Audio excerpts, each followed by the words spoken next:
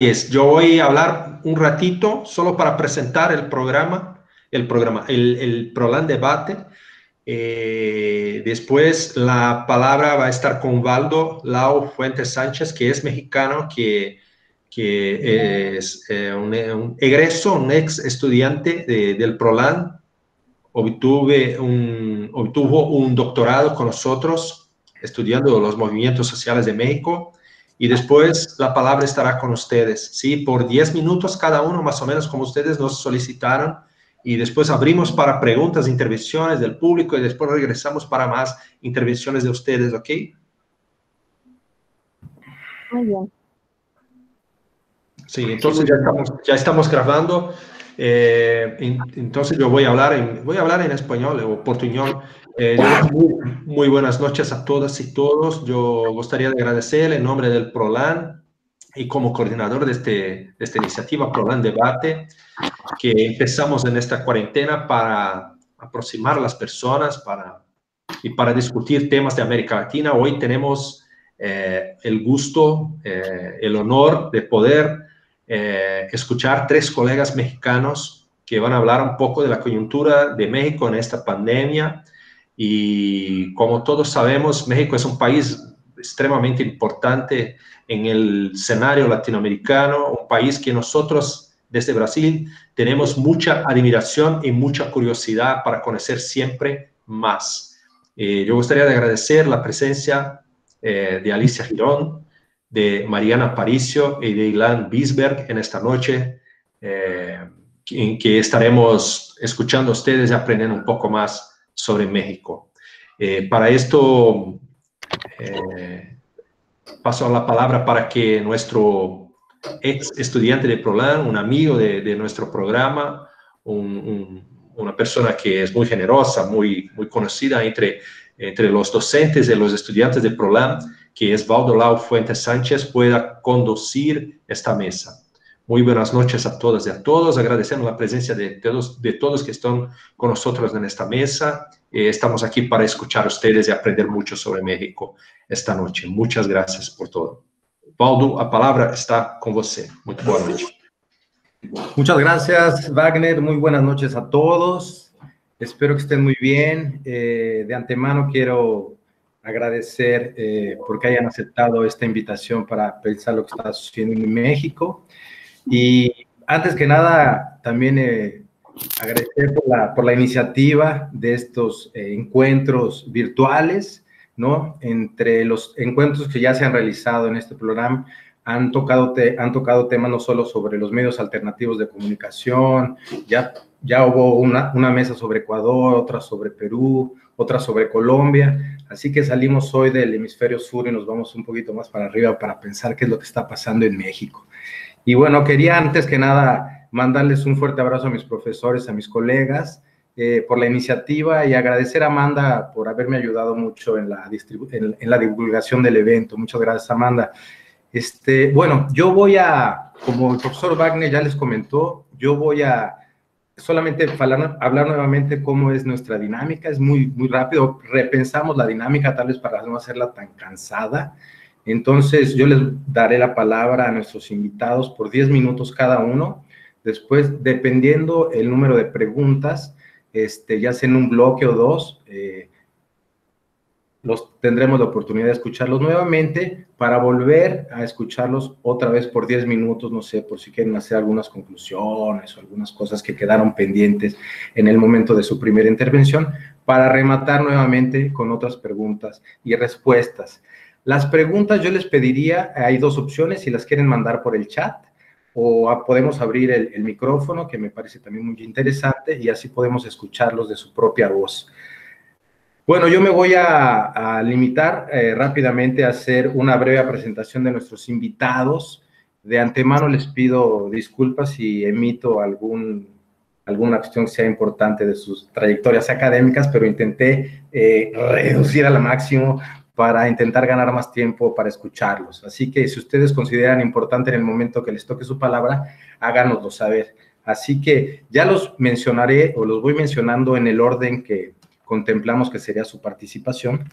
Así que empezaríamos con la con la doctora Alicia Girón González. Después escucharíamos a Ilan Bisberg y terminaríamos esta primera ronda con Mariana Aparicio. ¿Está bien? Bueno, rápidamente, un breve generales de Alicia Girón González. Ella es licenciada por la Facultad de Economía de nuestra querida Universidad Nacional Autónoma de México, donde también realizó una maestría y un doctorado en estudios latinoamericanos.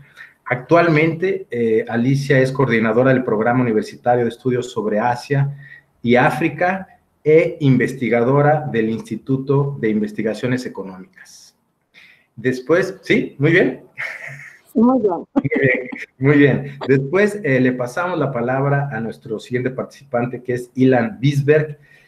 A mí me gustó mucho rápidamente su trayectoria porque es muy ecléctica, es licenciado en química y realizó una maestría en ciencias políticas por el Colegio de México, después un doctorado en ciencias sociales por la Escuela de Altos en París. Actualmente es profesor e investigador del Colegio de México y, bueno, además como Alicia también tiene una producción de artículos y revistas muy vastas, especialmente con temas referentes al Estado, al sindicalismo, en fin. Por último, tenemos a Mariana Aparicio Ramírez.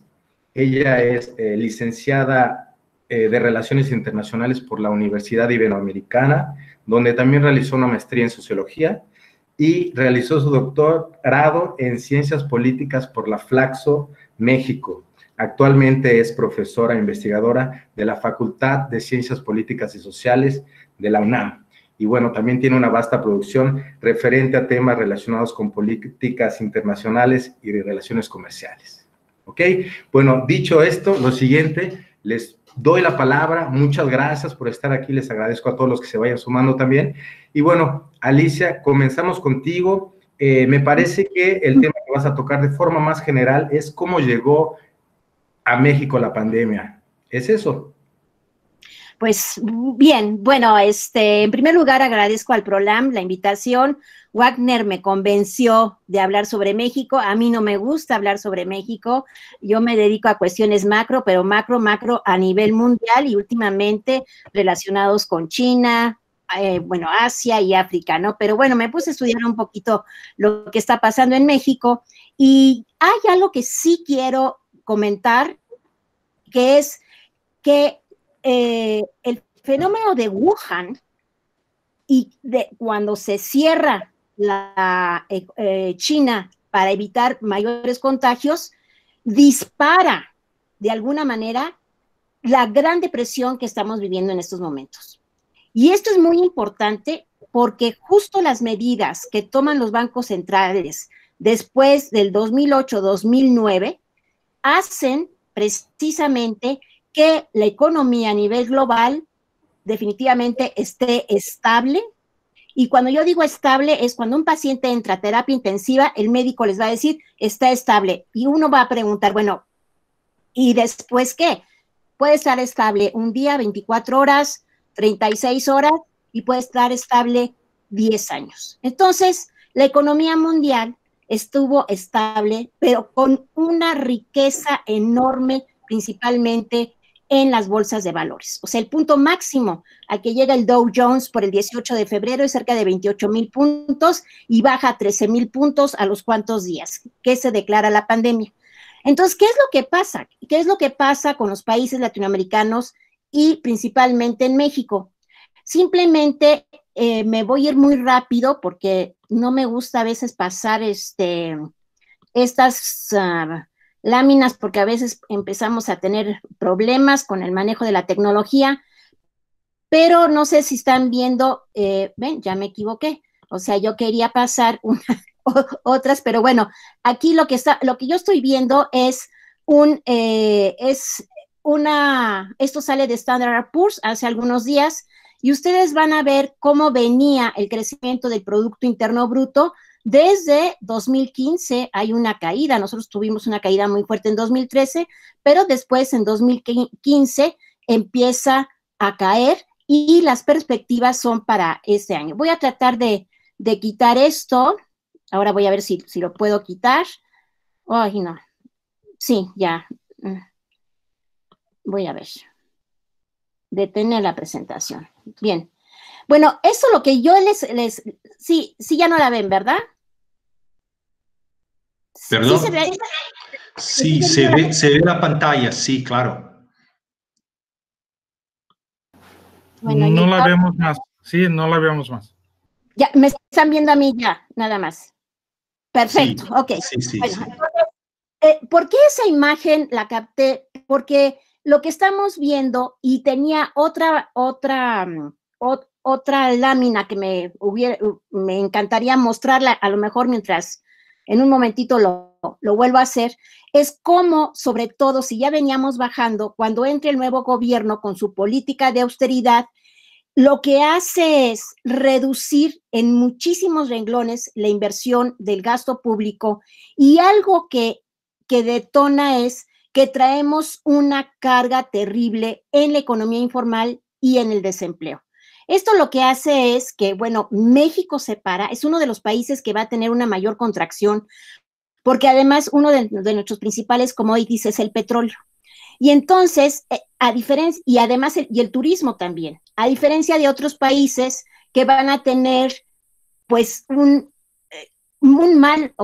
declive en su crecimiento, pero no les va a ir tan mal como nos va a ir específicamente a México, que el gobierno está esperando ya a que entre el acuerdo del TEMEC para poder crecer.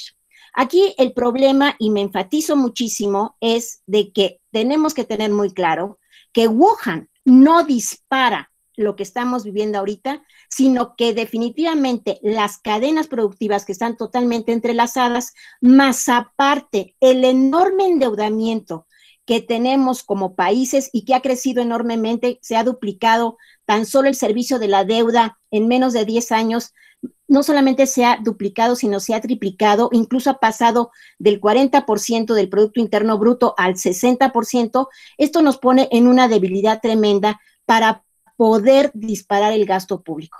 La única política que puede salvar a México y quizás a los países latinoamericanos es, en primer lugar, la renegociación de la deuda externa, dejar de pagar el servicio de la deuda externa tan oneroso, y ese gasto canalizarlo principalmente a inversiones públicas en infraestructura, pero además a algo que ha puesto al descubierto COVID y que lo ha puesto no solamente en los países desarrollados, sino principalmente en países de África y sobre todo en los países de América Latina, que es la falta de la seguridad social. Y cuando hablo de seguridad social, es el acceso a la salud, es el acceso a la educación y el acceso pues simplemente al agua. ¿Esto qué quiere decir?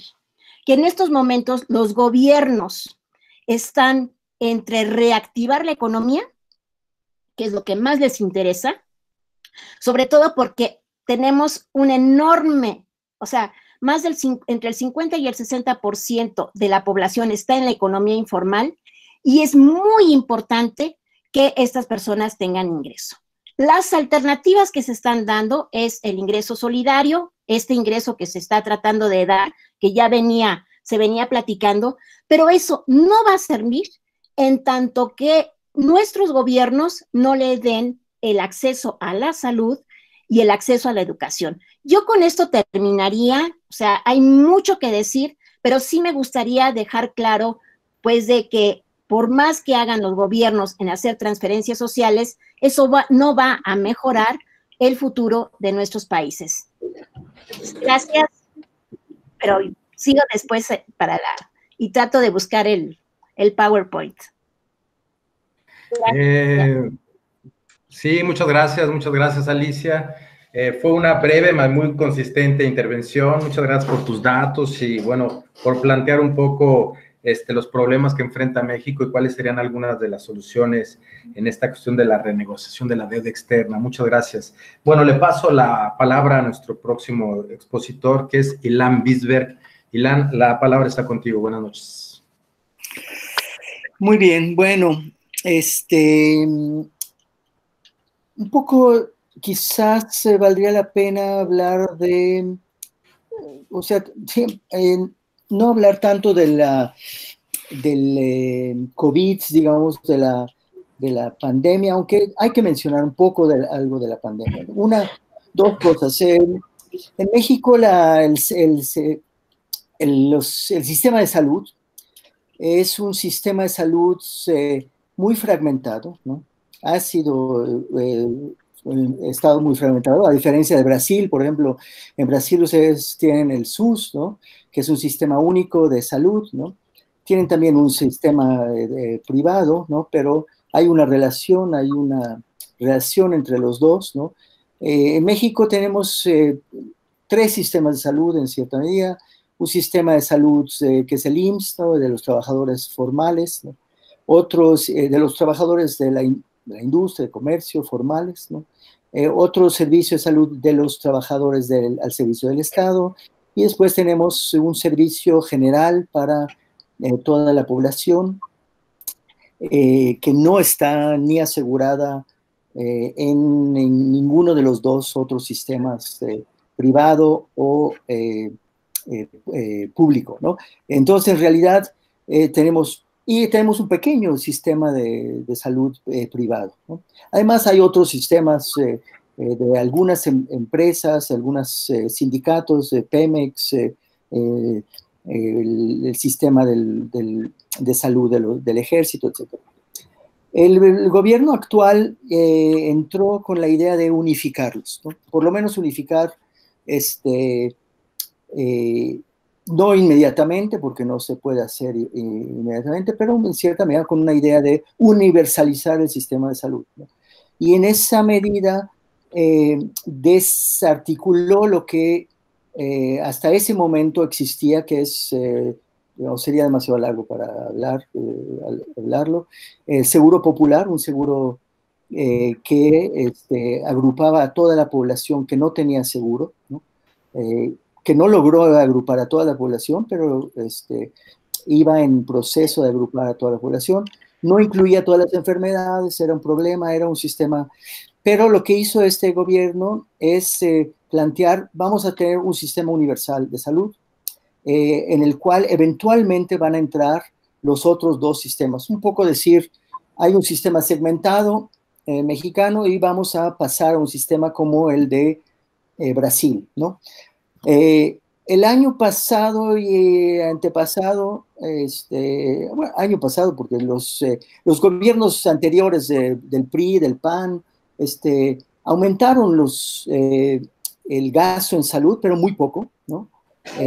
Y de hecho, los últimos dos años del anterior gobierno, el de Peña Nieto, invirtió menos, o sea, de hecho, apenas aumentó el gasto en salud.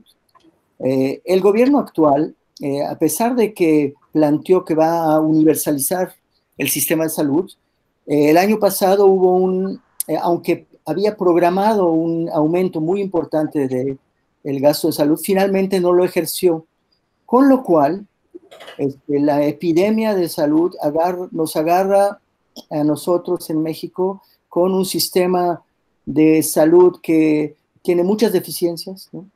Tiene muchas deficiencias de décadas, ¿no? Y en el cual, a pesar de la promesa del gobierno de López Obrador de invertir en la salud, no lo hizo en realidad. Y a pesar de la idea de crear un sistema nacional de salud, un sistema único de salud, no lo hizo, no lo logró hacer, ¿no?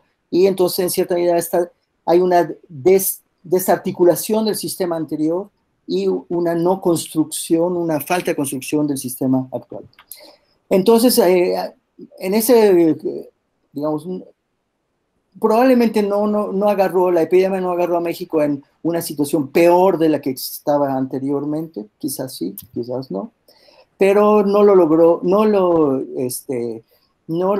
tomó en una circunstancia mejor, que es lo que hubiéramos esperado de un gobierno de izquierda que se preocupa por los pobres, porque los ricos van a ir al sistema privado, ¿no? Y los pobres van a tener que estar en el sistema de salud público, ya sea la seguridad social que tiene sus sistemas o el público para los que no están para los informales y para los que no están asegurados. Bueno, entonces nos agarró en una circunstancia bastante mala. No se han desbordado los hospitales, no sabemos por qué, ¿no? Porque hay muchos casos, ¿no? Hay muchos casos que no están registrados, ¿no? Yo no me atrevería a decir que hay casos, mucha gente se enferma y se queda en su casa, ¿no?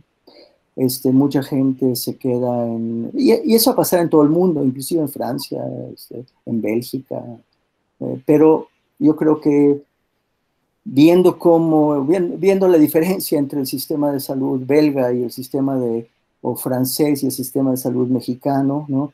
Yo diría que está peor la situación en México que allá, ¿no? A pesar de que allá también sucedió de que la gente muriera en sus casas, ¿no? O en el camino a los hospitales, ¿no? O se muriera en las casas de asilos, ¿no?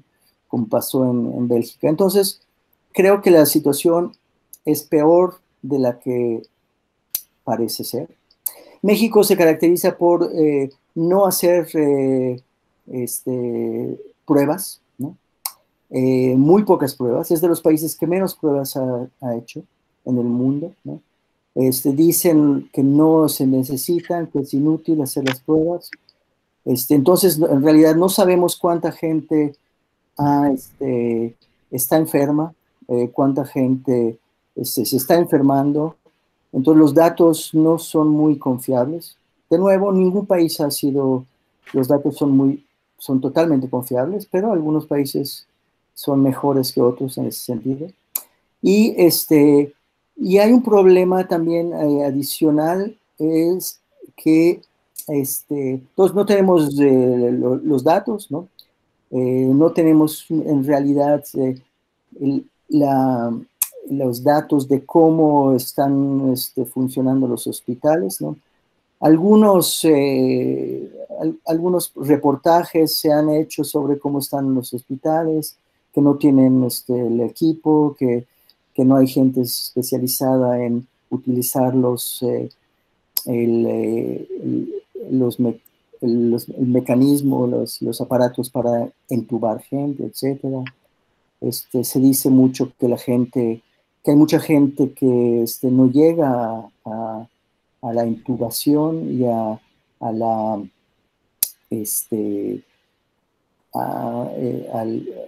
terapia intensiva, no sabemos por qué, ¿no?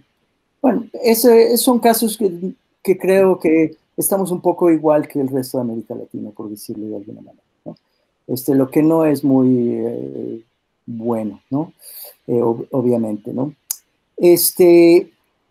La cuestión de la que empezó a hablar Alicia es, bueno, ok, entonces vamos a salir de la epidemia, porque inclusive los países que no han hecho nada han salido, pues me imagino que vamos a salir de ella, ¿no? No sabemos con cuántos casos de muerte, pero va a salir, ¿no? Inclusive, como digo, los países que no hicieron mucho salieron.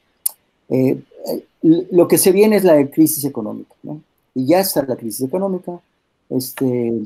Digamos, hay mucha gente que no, o sea, igual que en Brasil o que en Perú, en Colombia, ¿no? El trabajo informal es enorme, 60% de la población. ¿Cómo están viviendo esa gente? Es muy difícil saber. Y el gobierno también de forma muy extraña, ¿no? Un gobierno de izquierda que entra con una política de austeridad, ¿no? Uno piensa, bueno, la austeridad es una política económica de la derecha, ¿no? O sea, de los países bueno, todos los países de Francia, con Macron, Alemania, a la crisis les respondieron, la crisis de 2008, 2009, respondieron con austeridad. A Grecia la ahorcaron, a España o a Portugal, pero no, en este caso del gobierno en México impuso una política de austeridad. Y lo más sorprendente no es eso, Lo más sorprendente es que frente a una crisis tan grave que hizo que todos los países del mundo, hasta ustedes, Bolsonaro, Bolsonaro planteó y el Congreso aumentó la cantidad de recursos que se le va a dar a cada, se les va a dar a millones de individuos, 600 reales. En México no se hizo en absoluto eso, ¿no? En México se planteó, vamos a restringir el gasto, ¿no? De nuevo, frente a una crisis tremenda, la crisis más importante de los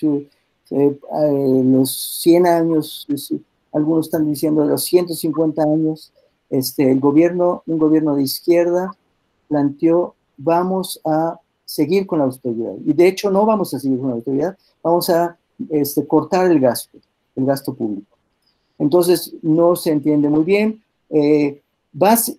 Lo que va a hacer el gobierno es invertir en los proyectos que ya tiene, que bueno, eso va a generar empleo, ¿no? Es cierto que por más que podamos criticar, y obviamente que criticamos el hecho de que el gobierno actual esté construyendo una refinería, cuando se está hablando en el mundo de una transición ecológica, y de que cuando está el petróleo estuvo en negativo, ¿no? Tenía uno que pagar para que se llevara el petróleo. El gobierno mexicano está invirtiendo en una refinería y en exploración de petróleo, está construyendo un Tren Maya, pero bueno, digamos que eso en la crisis se ve ya no es relevante, porque eso va a generar empleo, ¿no?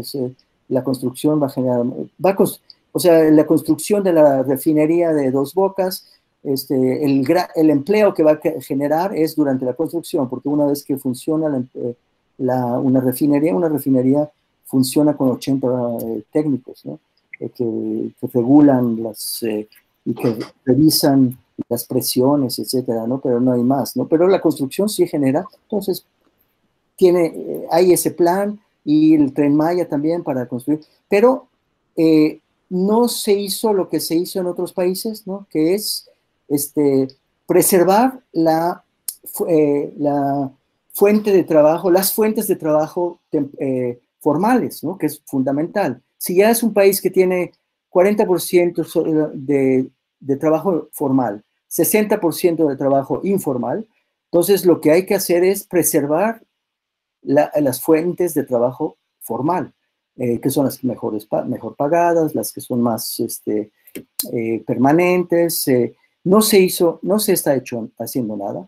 Y hay que tomar en cuenta, no son las grandes empresas, hay algunas grandes empresas que quizás podrían solucionar su problema por ellas mismas, ¿no? Pero no es solamente eso, el 95% de las empresas mexicanas son pequeñas y medianas empresas y tienen 2, 3, 4, hasta 5 trabajadores. Sería muy importante, o hasta 50 trabajadores en las medianas empresas, sería fundamental, como hizo Alemania, como hizo Francia, es apoyar a esas empresas para que no despidan a sus trabajadores, ¿no? No se ha hecho, no hay ninguna política para ese tipo de empresas. Hay una política de dar créditos, ¿no? Se le está dando 25,000 pesos de créditos se dice que se van a dar a 2 millones de empresas. No alcanza, ¿no? Porque creo son alrededor de 5 millones de pequeñas y microempresas, ¿no? Sin embargo, bueno, o sea, 2 millones, pero ese proceso de registrarse, de conseguir el crédito, además son créditos que van a tener que trabajar, que te van a tener que pagar, no es una solución. Lo que han hecho otros países es, y ahora paso, digamos, un poco a lo que han hecho otros países. Los otros países, lo que han hecho es 2 cosas, ¿no? Uno es un salario, para los informales, un salario base, ¿no? Universal, ¿no? Que es una muy buena idea. Brasil lo hizo, ¿no? Son los 600 euros, son los 600 reales, ¿no? España también lo hizo, ¿no? Inclusive Estados Unidos con Trump, más liberal no puede ser, se les da a las personas directamente un recurso, no se hizo en México. En México se siguió con las políticas de asistencia, que son un colchón importante, se les dio a los jóvenes, becas, etcétera, pero el jefe de familia no tiene nada, ¿no? Porque no es ni viejo, ni mujer que tiene hijos, ni joven que está estudiando. Entonces, a ese jefe de familia lo está obligando a salir a la calle y a enfermarse, ¿no? Esa es una cosa que no se hizo, un trabajo, un salario básico, ¿no? Universal, ¿no? Se le podría dar a 40 millones de personas un salario mínimo, eso costaría 10,000 millones de dólares. 10,000 millones de dólares no es una cosa excepcional, ¿no? México tiene una deuda relativamente pequeña, ¿no? Aunque creció muy rápidamente. No está en una circunstancia que el 60% del PIB, ¿no? De deuda.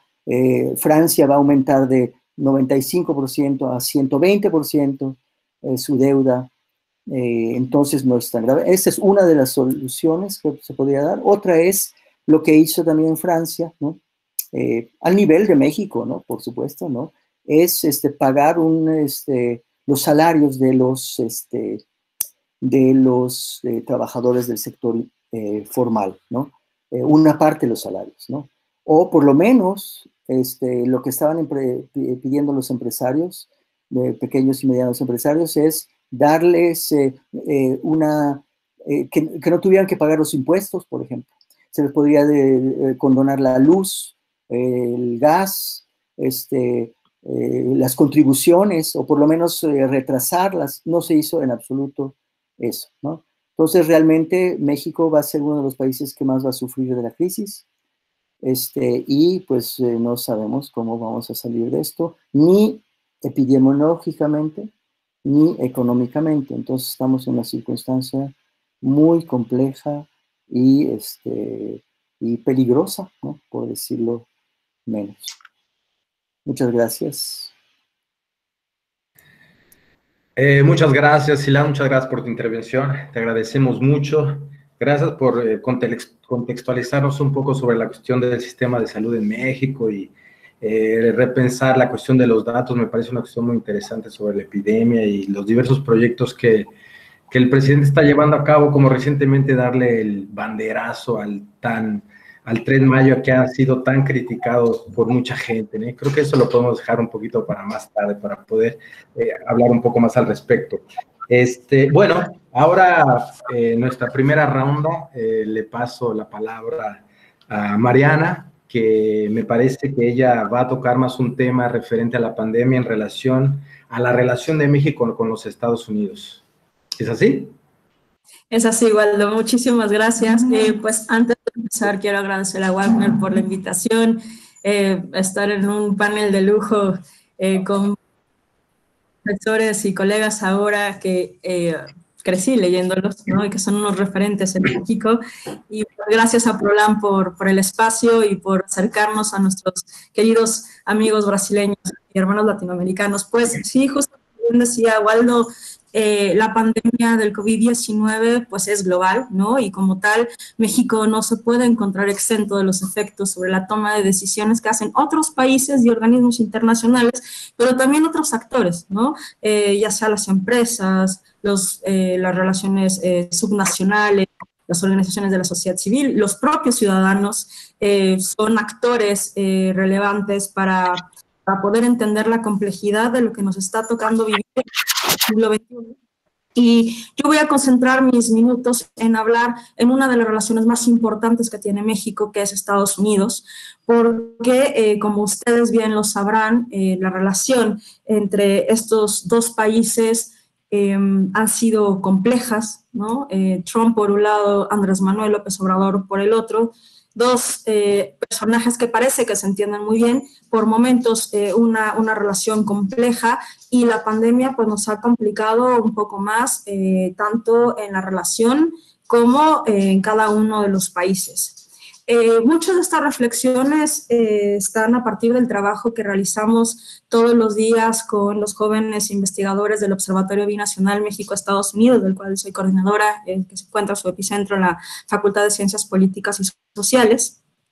Y a mí me gustaría tocar 3 puntos en este tiempo que se me ha sido asignado. El primero es, digamos, en el ámbito internacional y la relación, pues como ustedes saben, México es una de las economías más abiertas al comercio internacional de América Latina y el Caribe, y parte de las lecciones que tuvimos con la crisis financiera del 2008 es que esta apertura y la vinculación y dependencia que tenemos con el mercado estadounidense, pues nos hace mucho más vulnerables a los choques externos de la economía internacional y, por supuesto, ahora del comercio con nuestro principal socio comercial.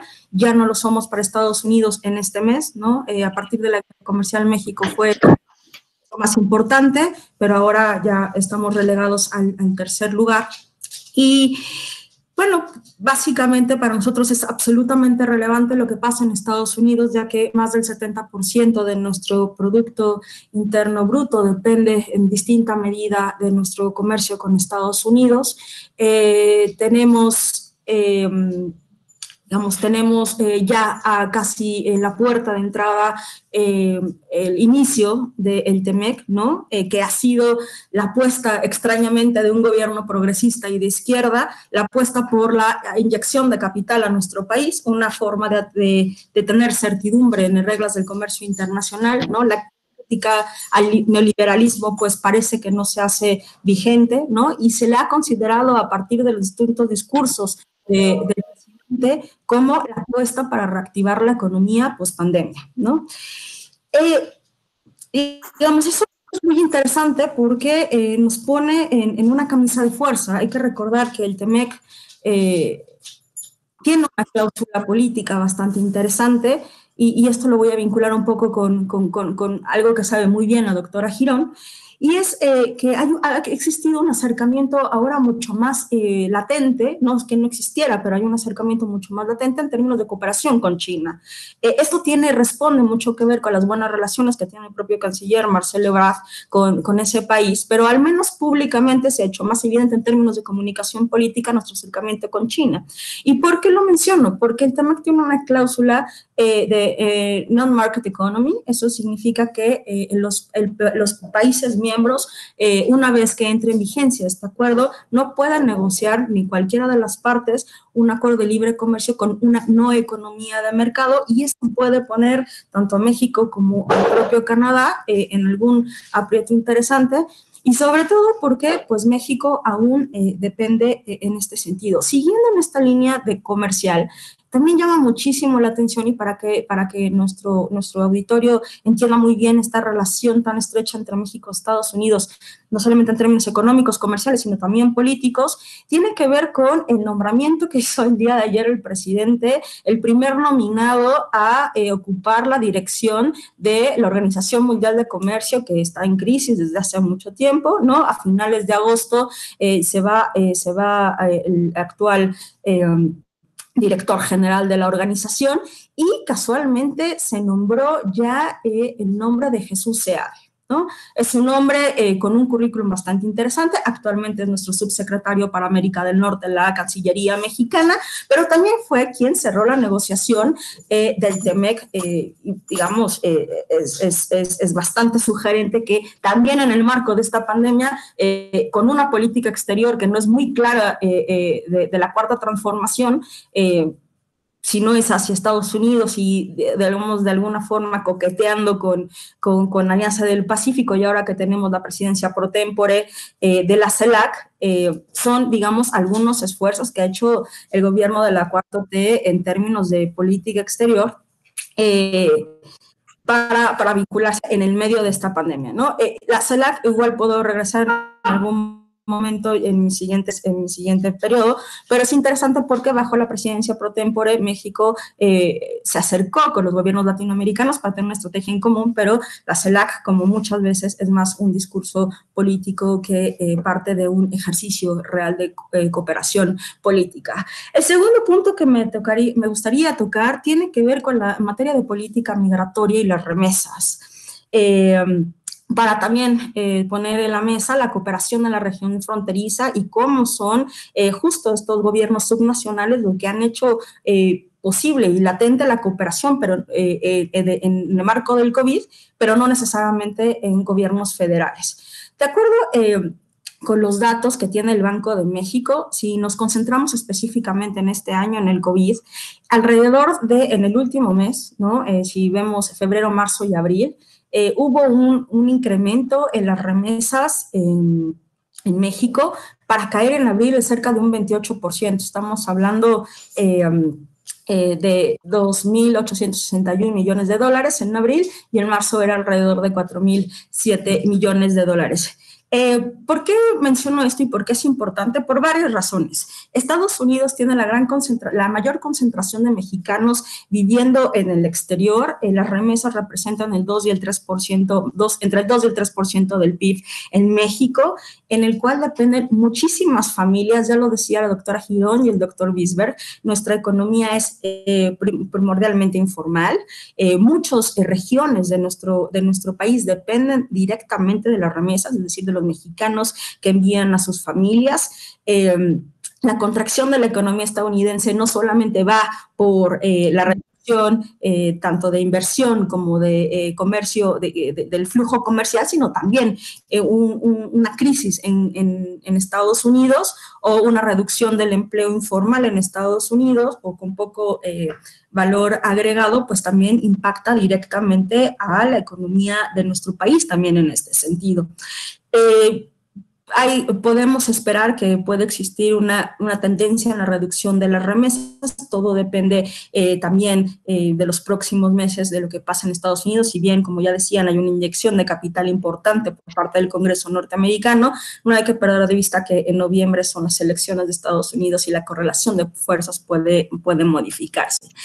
Esto hay que añadirle a las políticas proteccionistas selectivas que tiene Donald Trump, la guerra arancelaria. México está, digamos, de aquí a noviembre, y ese sería mi tercer punto, estamos muy cercanos a las próximas elecciones. Si ustedes conocen una piñata, bueno, México es la piñata favorita de Donald Trump, nos puede pegar de acuerdo a sus intereses y necesidades, y bueno, ahora que tiene tan baja puntuación o aceptación en términos del electorado, pues es muy posible que que existan presiones no solamente en términos de política comercial, también de seguridad. Hay un coqueteo ahí con declarar a los cárteles de la droga como terroristas. Esto tiene una implicación legal bastante interesante. No me voy a abundar en eso, pero digamos, en términos entonces de remesa migrantes, es sumamente fundamental para México. Los mexicanos que viven en Estados Unidos son extremadamente vulnerables por sus condiciones en ese país. Hay muchas muertes de mexicanos. Inicialmente la Cancillería sugirió que iba a haber, que hay un apoyo por parte de los consulados mexicanos en Estados Unidos. Para nuestros amigos brasileños, los consulados en Estados Unidos mexicanos son muchísimos, ¿no? Tiene que ver con la cantidad de población que hay en ese país, ¿no? Hubo un proceso de repatriación para aquellos que murieron por COVID, pero no hay más allá. Muchos de nuestros mexicanos no tienen acceso a servicios de salud en Estados Unidos y tampoco ha existido un cabildeo fuerte por parte de las instituciones mexicanas para darles mejores condiciones en este contexto. Y a este punto hay que sumar todos los migrantes centroamericanos que están esperando el acceso a Estados Unidos. Hay que recordar que parte del acuerdo que se llegó inicialmente con ese país en términos de pedir asilo político y todo ese proceso tenían que hacerlo en México. Hay una crisis humanitaria importante en la frontera de migrantes centroamericanos que también están viviendo en condiciones digamos, ni sana distancia, ni los cuidados especiales, ni acceso a los servicios básicos que se requieren para vivir esta pandemia. Por último, porque ya no me queda solo un minuto y ya lo toqué tangencialmente, es absolutamente relevante en este marco porque, como bien decíamos al inicio, todo parece indicar que para nuestra región, a partir igual de los datos que arrojó el día de ayer el Banco Mundial, América Latina va a ser una de las regiones en donde se va a profundizar la pandemia, por un lado, y también la crisis económica. En ese sentido, pues México también puede ser muy vulnerable a al resultado de las elecciones de Estados Unidos y la reconfiguración del Congreso norteamericano. Hay una posibilidad bastante latente que Joe Biden, del Partido Demócrata, pueda llegar. Tiene que ver por 3 puntos, son muchos más, pero solo señalar 3. Los efectos de la crisis económica en el ciudadano promedio estadounidense, la sensación de el trabajo, la vulnerabilidad que ha traído la pandemia y un asunto no menor, el tema de las movilizaciones sociales por racismo. Lo interesante de estas cuestiones que está pegando directamente a la candidatura de Donald Trump es que el Partido Demócrata, Joe Biden a la cabeza, en términos comerciales, que es lo más interesante para México en términos de la reactivación económica y sus relaciones comerciales internacionales, pues una de las posturas de la política comercial de Biden tiene que ver con la renegociación, otra vez, del TEMEC. Entonces, digamos que para México, en este sentido, en las relaciones con Estados Unidos, pues hay muchos frentes abiertos y no necesariamente en términos de cooperación, sino bastante complejos y de articulación, que parece que en términos de la política interna mexicana, pues tampoco tenemos más dudas que certezas en cómo se va a manejar. Pues por este momento es todo de mi parte. Gracias. Muchas gracias, Mariana, te agradecemos mucho por tu riquísima intervención. Fue muy importante, la verdad que algunas de las preguntas que estuvieron en el chat eran relacionadas a cuál que es esta relación entre México y Estados Unidos.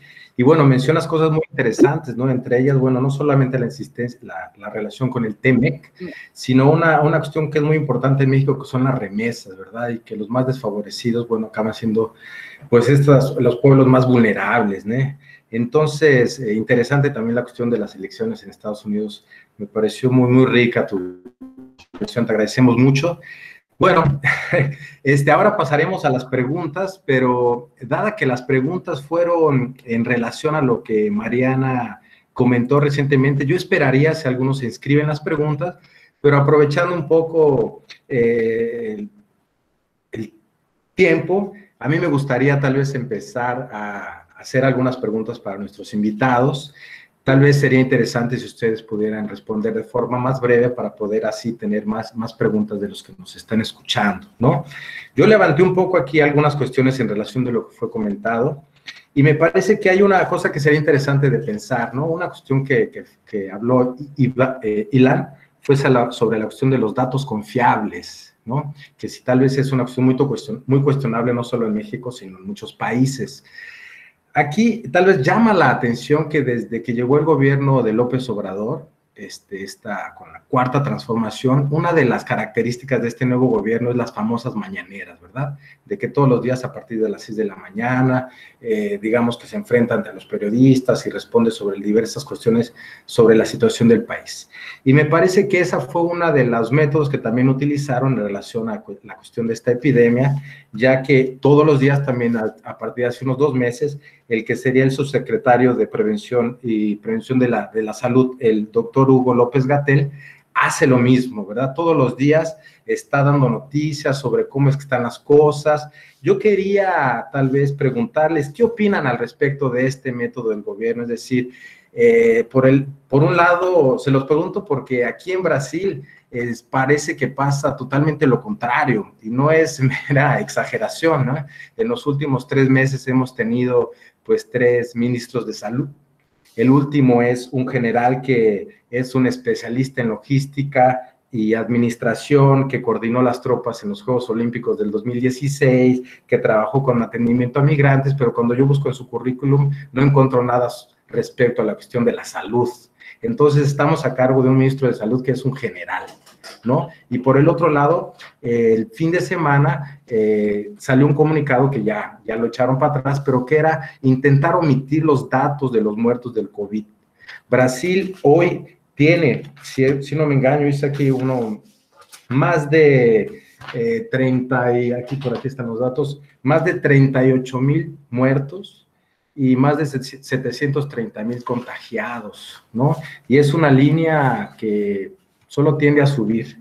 Entonces, tal vez la primera pregunta sería, ¿cuál es su opinión? ¿Cómo es que el gobierno está manejando la información hacia los mexicanos, ¿no? Esa sería una pregunta, no sé si alguno quisiera responder. Déjenme ver, aquí llegaron algunas preguntas, así que ya voy a aprovechar rápidamente a decirles, a ver, hay una pregunta aquí de Rubí Aparicio, que pregunta para la doctora Aparicio, ¿cuál es la postura del actual gobierno y las relaciones internacionales, no solo con Estados Unidos, sino con todos los acuerdos previamente firmados con gobiernos anteriores de México? No sé si quedó clara la pregunta o quiere que se la... ¿Quedó clara? ¿Sí? Perfecto. Y bueno, podemos tal vez continuar con alguna otra pregunta para la doctora Aparicio, nuevamente, que dice, ¿es correcto que el gobierno actual mencione cómo logró... ¿Es correcto que el gobierno actual mencione cómo logró el aumento de las remesas? Y bueno, tal vez con esas 3 preguntas yo les paso la palabra y tal vez podemos volver al orden que empezamos. Así que, por favor, Alicia, la palabra está contigo. Bien, pues muchas gracias. Sí, son preguntas muy interesantes, pero efectivamente cuando Mariana habla del TEMEC, yo creo que hay que irse a los antecedentes del Tratado de Libre Comercio. Lo más grave y que son los resultados que vemos ahorita de la política, sobre todo monetaria, fiscal y financiera, fue lo que se firmó en el Telecán para empezar 94. Y es que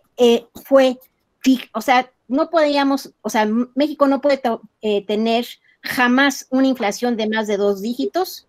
Se tiene que tener un tipo de cambio relativamente estable y la inflación controlada. Entonces, esto lo que hizo fue una política monetaria totalmente, no me gusta usar el término neoliberal, pero fue una política monetaria que castró el empleo.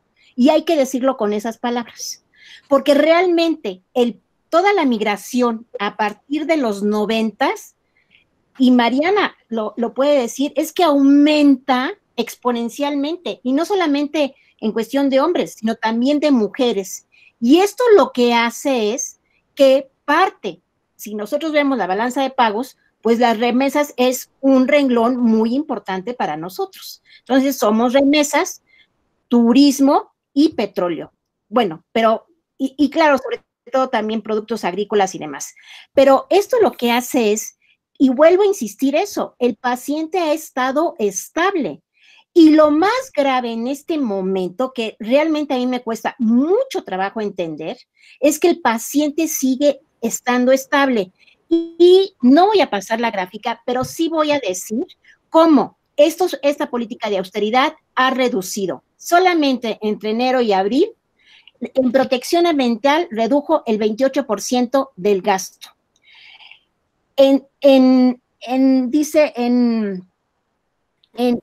cultura y otras manifestaciones sociales, igual. En educación, pues ahí se va. En protección social, ahí se va.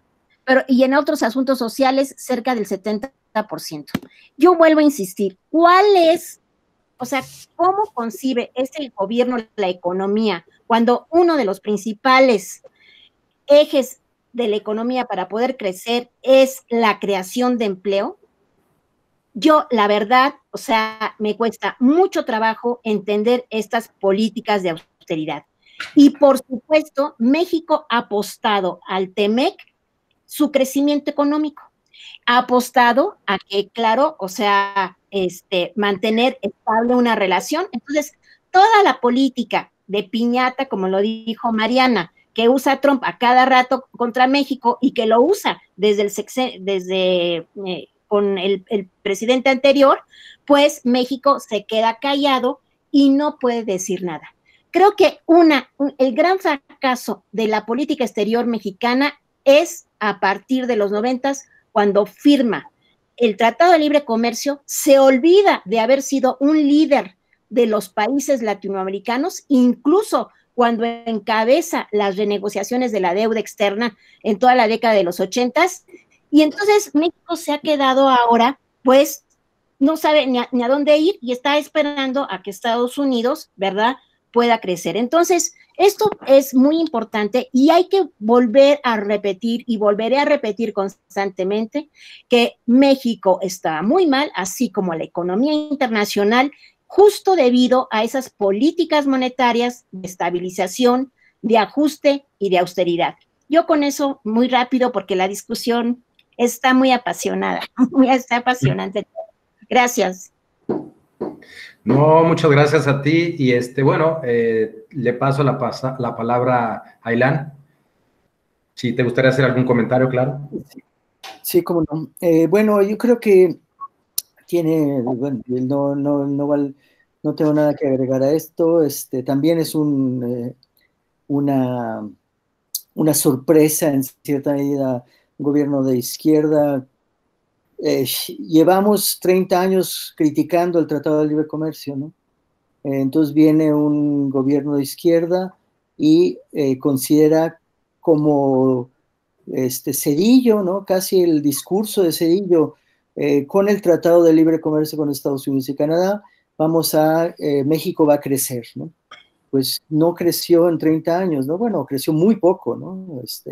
Y de una manera muy poco interesante, importante en términos de empleos, de salarios, etcétera. Entonces, también es algo incomprensible. Bueno, no es incomprensible, en cierta medida no podía, el gobierno de AMLO no podía decir, bueno, vamos a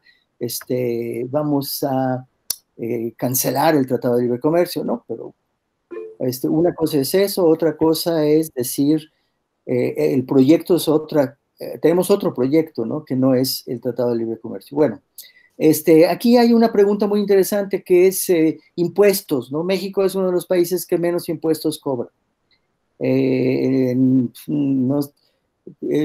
Hablo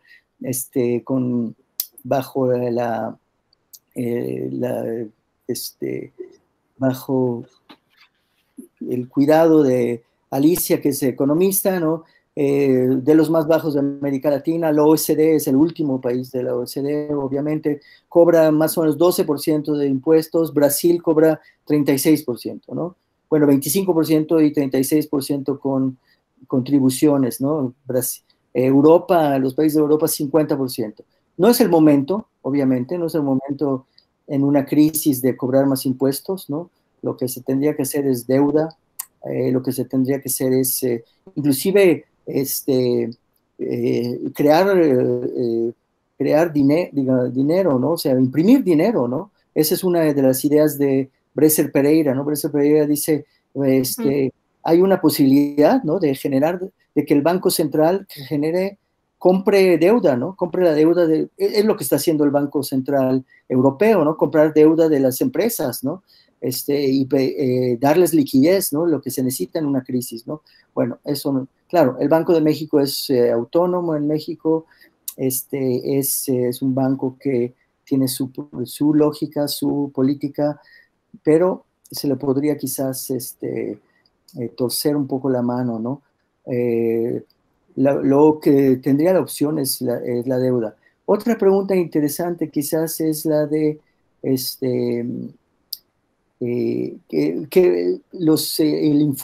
trabajadores informales, ¿cómo van a sufrir? Bueno, están sufriendo actualmente porque durante 2 meses se cerró la economía formal, ¿no? Gran parte de la economía formal, y entonces obviamente los recursos, por eso era la idea, sería la idea, hubiera sido una muy buena idea de dar un salario básico, ¿no? Salario básico base universal o básico universal a esa población informal.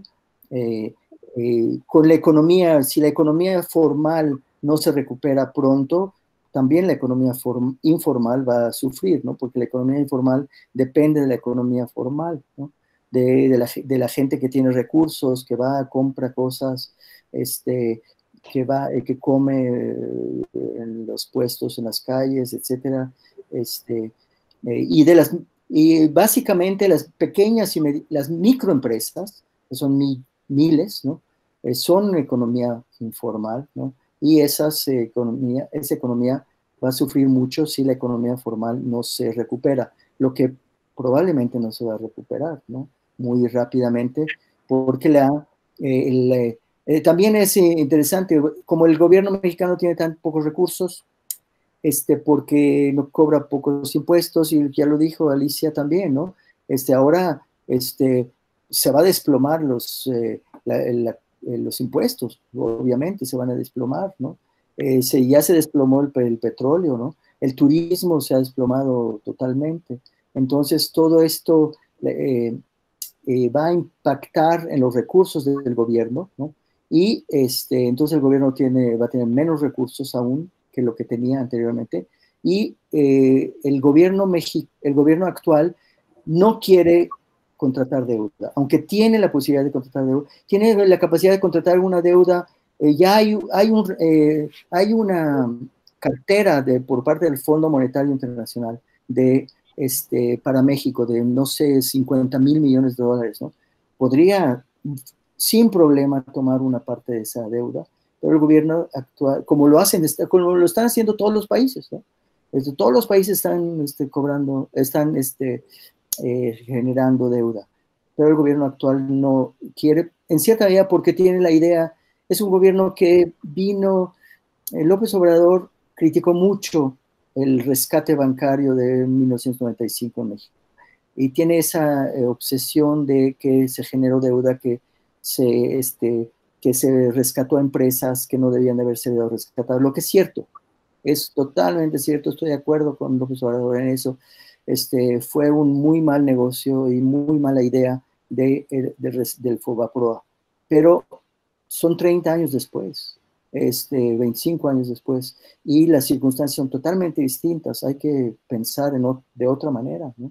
No podemos pensar igual ahora que hace 25 años, ¿no? Entonces, esa es otra cosa muy interesante, una preguntita muy interesante, es que los pueblos indígenas que están enfrentando, consideramos, es algo también que Alicia mencionó, y Mariana, ¿no? Los pueblos indígenas, bueno, no tenemos información. Lo que sabemos es que las zonas más pobres están sufriendo más, ¿no? Obviamente, ¿no? Los más clases medias, que se pueden quedar en su casa, no están afuera arriesgando su vida, se enferman mucho menos, ¿no? Que los pobres que tienen que ir en el metro al trabajo, etcétera, que tienen que estar en la calle vendiendo cosas.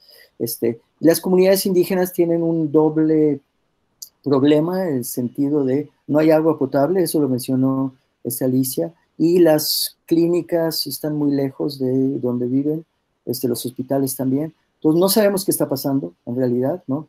En cierta medida como en Brasil, ¿no? ¿Qué está pasando con las comunidades que están en el Amazonas? No sabemos, ¿no? Son muy, muy digamos, sensibles a esta enfermedad, ¿no? Y como no tienen forma de protegerse, ¿no? Lo único que les puede proteger es que estén aisladas, ¿no? Pero si llegan a tener un contacto con poblaciones que están enfermas, ¿no? Y hay muchas poblaciones que están enfermas a su alrededor, está la ganadería, está la maderera, ilegales, está el narcotráfico también, ¿no? Que están metidos en zonas donde hay comunidades indígenas, ¿no? Entonces seguramente van a tener va a haber un impacto muy fuerte en esas comunidades, el cual probablemente nunca sabremos qué pasó, ¿no? Porque no creo que el gobierno va a decirnos qué pasó en esas comunidades, ¿no? Entonces, pero seguramente están siendo afectadas de manera muy importante, ¿no? Bueno, lo dejaría. Muchas gracias, Ilan, muchas gracias por tus palabras, por responder algunas cuestiones que es como una bola de nieve, esto van surgiendo más cosas, van tocando otras cosas, van apareciendo nuevas preguntas. Y bueno, Mariana, te paso la palabra por si te gustaría complementar también alguna cosa al respecto. Gracias, Waldo. No, pues yo tocaría dos cuestiones tangenciales sobre cómo salir de la recesión económica con un plan de austeridad. Yo creo que la doctora Girón es la que puede responder a esa pregunta claramente.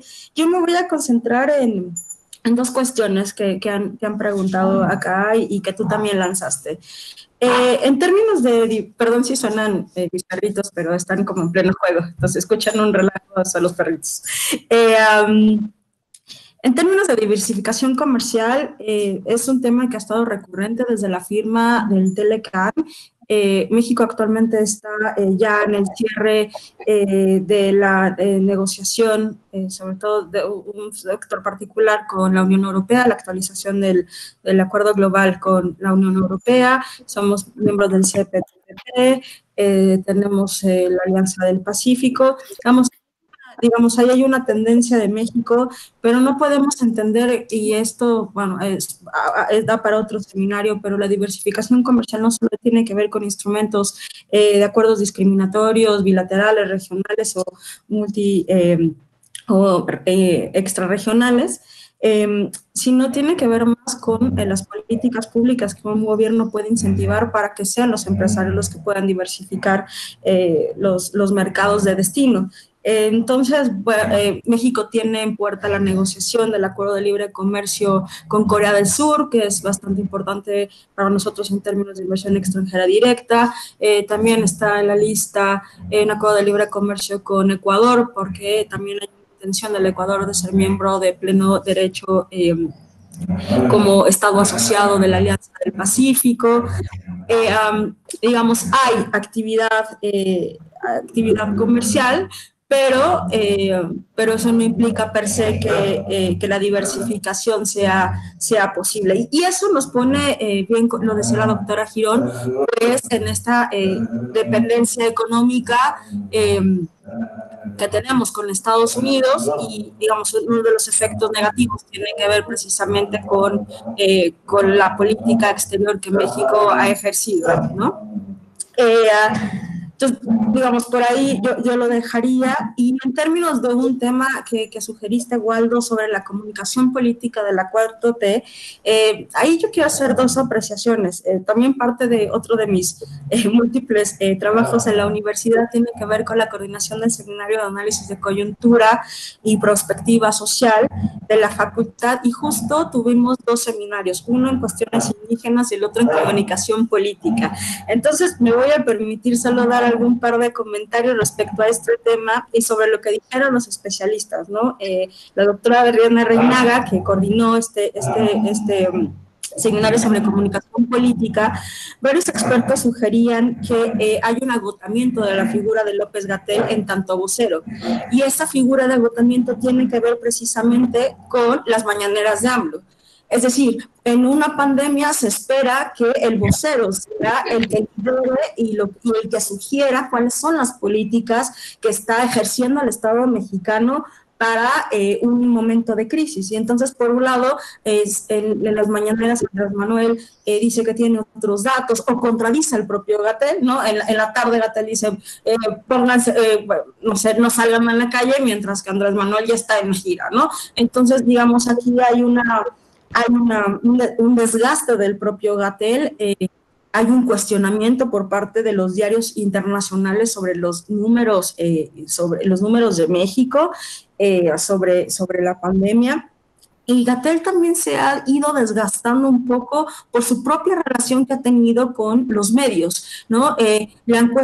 Cada vez que le cuestionan, aunque ha sido muy paciente en tratar de explicar por qué el aplanamiento de la curva, qué implica digamos, el modelo proxy para explicar por qué no es importante tener pruebas, ¿no? O por qué tantas pruebas. Y la verdad, entonces han sido como, digamos, mensajes contradictorios, y entonces el vocero realmente no es el vocero, o el vocero está en el medio, y de repente también tenemos a nuestro supersecretario, que es el canciller Marcelo Ebrard, donde la figura de la secretaria de Gobernación no figura, ¿no? En medio de, ya lo decían, pues de una reducción del gasto público y también gasto operativo. No solamente le ha pegado a, digamos, a la propia el gasto del gobierno, sino también a los propios funcionarios les ha reducido el salario el 25%. Entonces, digamos, hay ahí varias cosas bastante complejas en el país. Y en términos de indígenas, tuvimos la oportunidad de tener un seminario con la doctora Gabriela García Salido, que es del Centro de Estudios Antropológicos de la Facultad, y hubo exposiciones de expertos en indígenas, y sobre todo y vinculado con la comunicación política.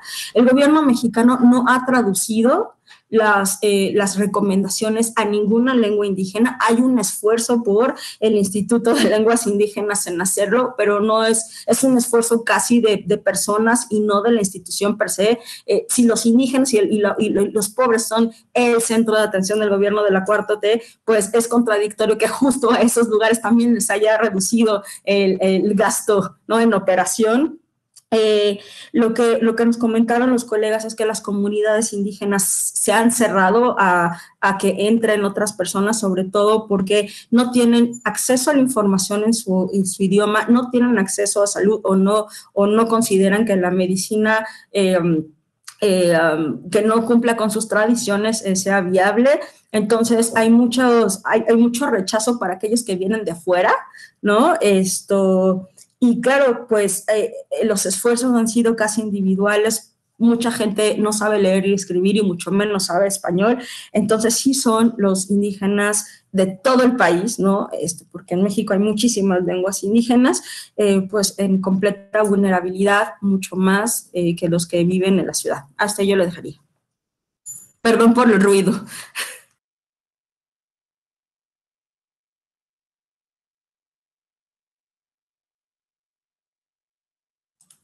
El micrófono está cerrado. Pronto.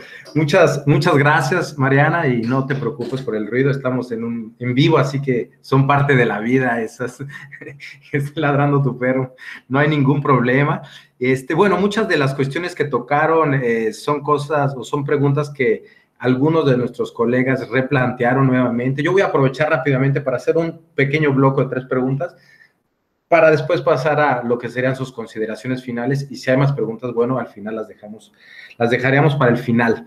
Voy a retomar una pregunta del profesor Wagner, que es, me imagino que es dirigida a la mesa, que es en relación a la reforma tributaria, ¿no? Él pregunta más o menos así: en Brasil se toma la política tributaria de México como muy favorable a las élites, porque es muy baja. Al mismo tiempo, tiene una red de salud pública aún insuficiente para atender, pues, a la población, ¿verdad? Un poco lo que nos estaba contando Ilan al principio del sistema del servicio de salud pública. Y la pregunta es esta: ¿hay en el gobierno de AMLO, existe el ambiente político o la voluntad política para realizar una reforma tributaria progresista que pueda financiar servicios públicos de calidad, gratuitos y universales? Esa es la pregunta. La siguiente pregunta va dirigida para Ilan y es de nuestra compañera Paloma Reyes, que es un poco también una cuestión que ya habías tocado, que es sobre el empleo o la informalidad, ¿verdad? Que es, ¿qué tan afectados se verán los empleos informales con la recesión económica en México? Que es un tema que yo creo que abarca toda América Latina, ¿verdad? Y cómo se puede incentivar la economía a corto plazo para generar empleos, ¿no? Entonces, digamos, es ese tema. La otra pregunta es de Gabriela.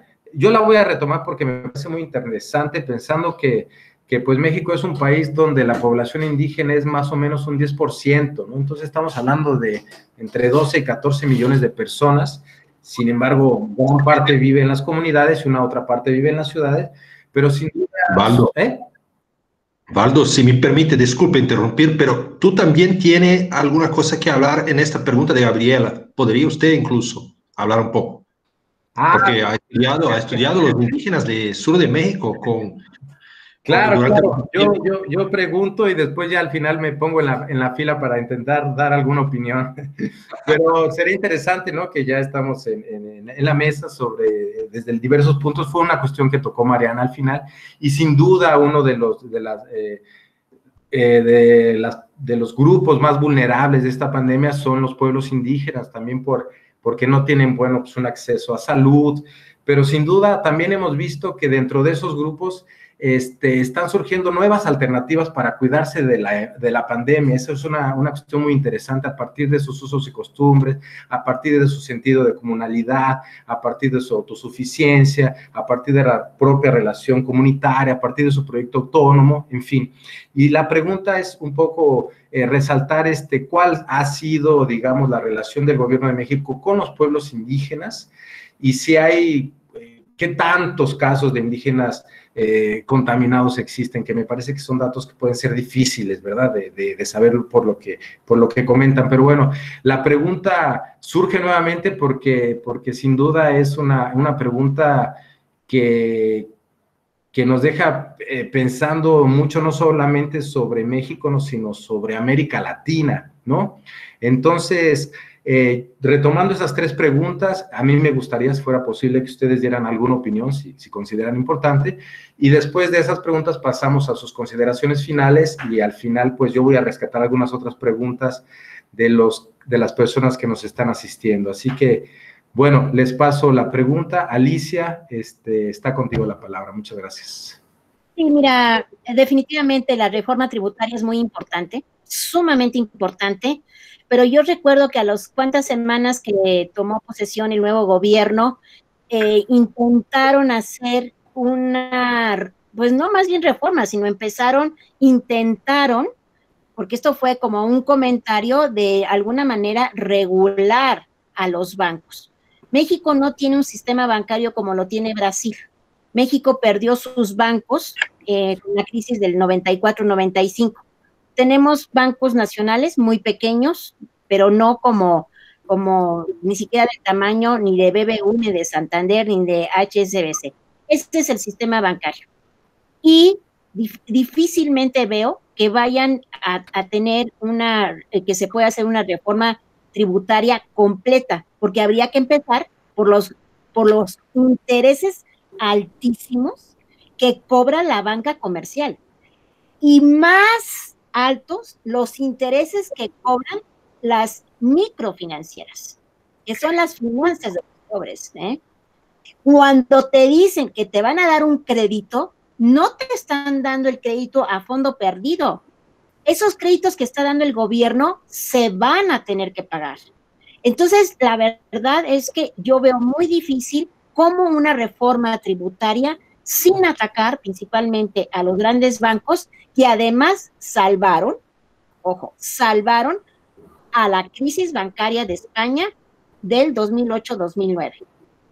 Las ganancias que les dio tanto Brasil, México, Argentina, Perú, Colombia, a Santander y BBVA fue lo que salvó el sistema bancario de España. Entonces, ¿cómo figurarnos una reforma tributaria? Creo que es muy importante, pero yo creo que hay que darle la vuelta, y eso es lo que yo no entiendo de este gobierno. Hay que generar esa inversión pública. Estoy de acuerdo con la expresión que Alicia Bárcenas está constantemente diciendo del ingreso, un ingreso mínimo para subsistir, pero además ese ingreso, el salario básico universal, tiene que ir con un paquete que es el acceso, porque es un derecho económico humano el acceso a la salud, a una muy buena salud y también a una muy buena educación y infraestructura. Yo con eso ahí lo dejo y bueno, pues sí, no entiendo qué sucede con la austeridad de un gobierno de izquierda. Eso es todo. Gracias. Ay, muchísimas gracias, Alicia. Creo que esta vez está siendo muy interesante también yo les voy a decir, yo soy mexicano, vivo aquí ya hace muchos años, pero también para repensar más o menos cuál es la imagen del gobierno de la Cuarta Transformación, cuál es la visibilidad que se le da en Brasil a la Cuarta Transformación. Cosas que ustedes están cuestionando y que me parece sumamente rico y muy interesante. Muchas gracias. Bueno, Ilan, te paso la palabra, no sé si te gustaría agregar alguna cosa, por favor.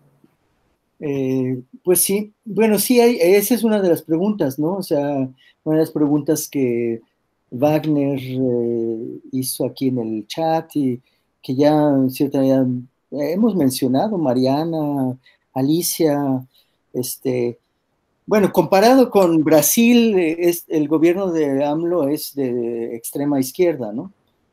Obviamente, ¿no? No tiene nada que ver, ¿no? Pero comparado con gobiernos o con lo que uno pensaría que es la izquierda, ya hemos mencionado muchas cosas, ¿no? Creo, ¿no? Lo que mencionó Alicia, ¿no? De control de las... se intentó, apenas llegado el gobierno de AMLO a la presidencia, hubo una iniciativa del gobierno, no del gobierno, de los diputados de Morena, ¿no? Que es su partido, para obligar a los bancos a reducir sus comisiones, ¿no? Y controlar sus comisiones. No estamos diciendo nacionalizarlos, cobrarles más impuestos, controlar las reservas, nada de eso. Las comisiones, ¿no? Que cobran a todos los mexicanos, no lograron hacer eso, ¿no? Entonces eso ya, digamos, implicó, o sea, y en el momento en que tenía 80% de popularidad, no lograron hacer eso. Bueno, la reforma fiscal, pues menos, ¿no? Menos ahora en una crisis, ¿no? Ya en una crisis no se puede cobrar más impuestos, ¿no? Van a ahorcar a todas las empresas, ¿no? Entonces eso es en cierta medida imposible. Después, la cuestión es imposible ahora, pero hay que seguir exigiendo que haya una reforma fiscal. No puede ser que México sea uno de los países que menos impuestos cobra en el mundo, ¿no? La idea entonces, en cierta medida, la imagen, ¿no? Entonces, la imagen es, o sea, el gobierno de AMLO, es un gobierno de izquierda, ¿no? O no es un gobierno de izquierda. Muchas de las medidas que ha tomado no parecen ser de un gobierno de izquierda, ya hemos mencionado varias, ¿no? Además hay la militarización, ¿no? de la lucha contra el narcotráfico, ¿no? Es lo que hizo Calderón, un gobierno del PAN, es lo que hizo el PRI, el gobierno de Peña Nieto mantuvo el ejército en las calles, ¿no? Y no reformó a las policías municipales, a los policías, sino que a los policías estatales, sino las políticas de los gobiernos del PAN y del PRI de derecha fueron la militarización de la lucha contra el narcotráfico, ¿no? Y el gobierno actual sigue con esa misma política. ¿Qué es un gobierno de izquierda? Un gobierno de izquierda es un gobierno que gasta en salud, educación, asistencia, agua potable, ¿no? Ese es un gobierno que busca el bienestar de los más pobres, es gastar recursos para que los más pobres tengan una mejor salud, tengan una mejor educación, no se envenenen con aguas contaminadas, tengan agua potable cercana a ella para preservar su salud. el gobierno de López Obrador no ha invertido en esto. Ha invertido en grandes proyectos, ¿no? Del pasado, el petróleo, ya lo mencionamos, ¿no?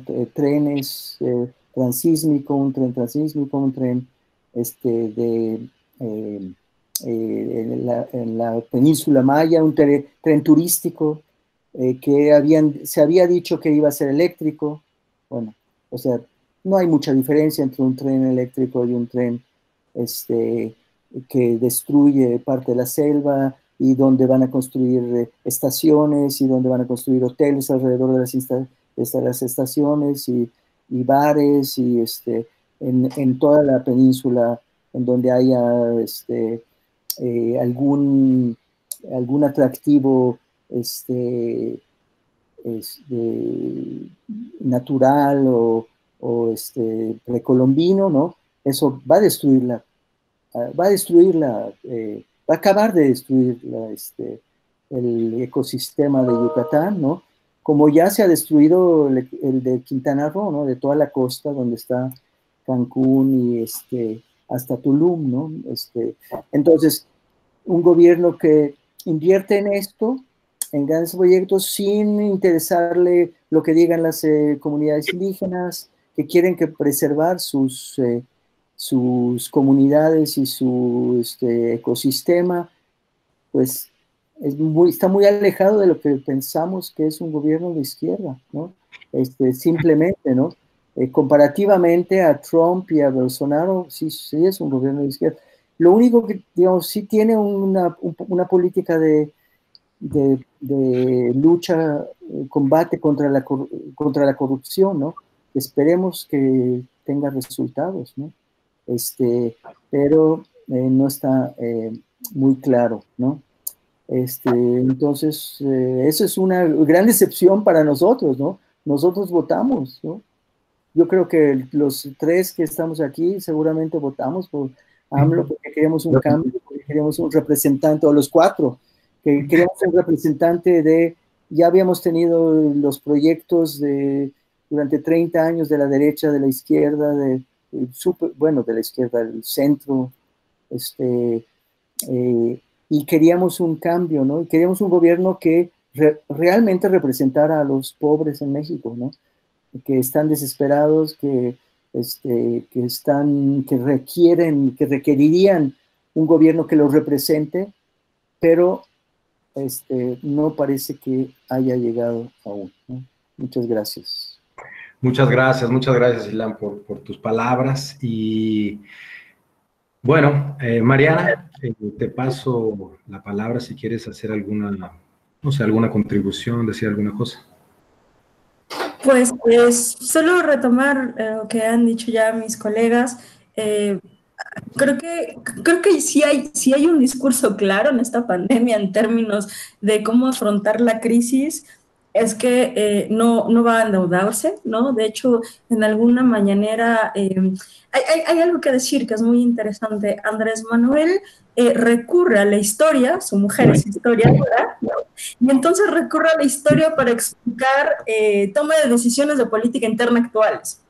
Y yo voy a reconocer que me llamó la atención una de ellas, porque cuando justo le preguntaban por qué no quería endeudarse, dijo, es insostenible el pago de la deuda actual que tiene México, y se aventó todo el proceso histórico del siglo XIX, pero se brincó uno bien interesante.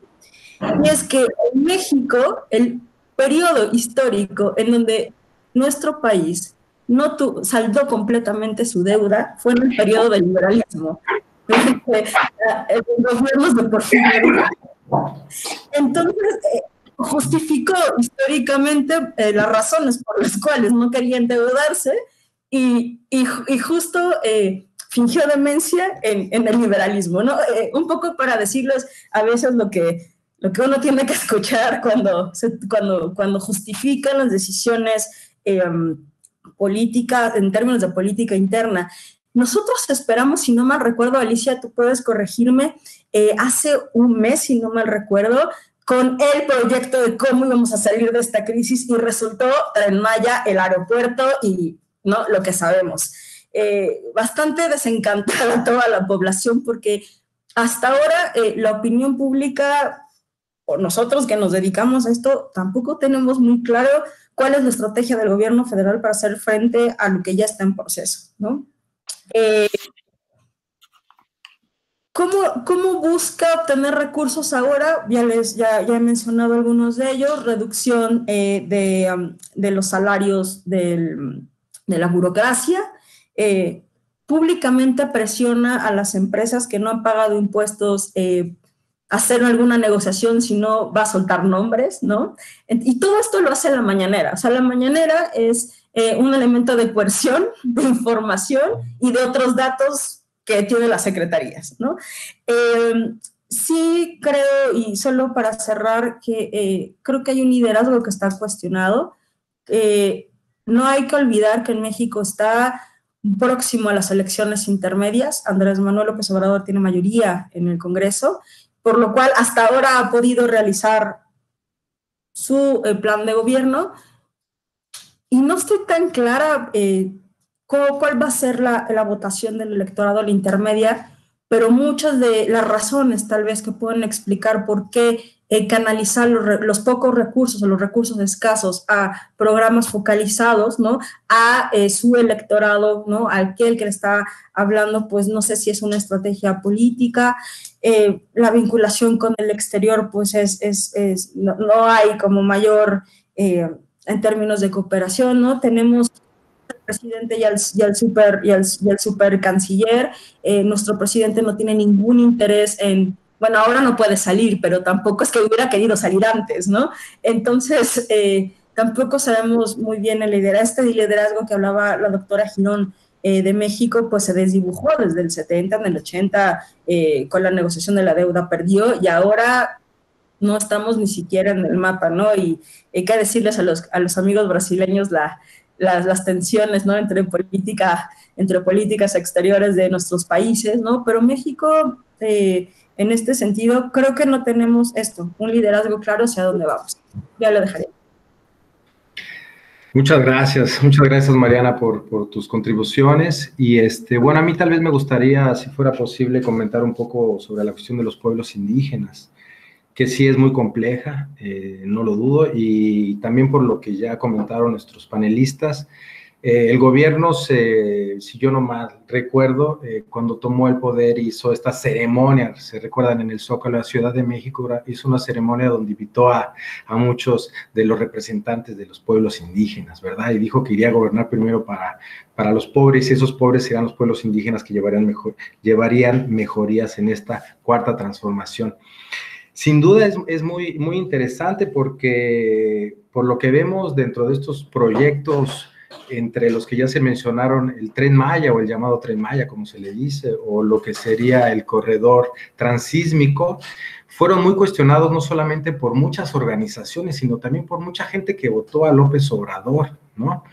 Y es muy cuestionable también porque son proyectos en relación al Tren Maya, donde no se tiene un impacto sobre el ecosistema, sobre lo que va a pasar con nuestra cultura milenaria maya, qué va a pasar con esos pueblos en donde no es solo un polo turístico, sino es la creación de pequeñas ciudades, ¿no? Yo creo que, yo considero que este gobierno continúa viendo a los pueblos no como pueblos, sino como pobres, ¿no? Y esa es una cuestión que me parece que hay que repensar. Por otro lado, creo que dentro de los pueblos indígenas, como yo había hablado un poco antes, están los pueblos indígenas. Cuando pasan estas cosas, ellos tienen una de sus respuestas es cerrarse, ¿no? Y cerrarse, eso lo hicieron en la independencia, eso pasó en la Revolución Mexicana, una cuestión de cerrarse dentro de su propia comunidad, y la vida en las comunidades no para, ¿verdad? Porque ellos siguen sembrando, siguen se organizando. Obviamente que hay algunos pueblos indígenas que no estuvieron preparados y que sin duda les está haciendo falta alimento, eso no lo dudo. También porque el sistema de salud es muy precario dentro de las comunidades, ¿verdad? Pero por otro lado, creo yo que y tal vez voy a tomar una palabra que me pareció muy interesante del nuevo relator guatemalteco, de los pueblos indígenas de la ONU, Francisco Cali, que él comentó algunas cuestiones muy importantes rápidamente sobre los pueblos indígenas en América Latina. La primera que, bueno, la cuestión de la pandemia no es solo uno de los grandes problemas que enfrentan los pueblos indígenas, ¿verdad? Tienen muchísimos otros. La segunda, un proceso de militarización sobre sus territorios. Creo que es una cosa que ustedes acaban de colocar, ¿no? El proceso, es decir, existe la Guardia Nacional y existe un proceso de militarización en el país.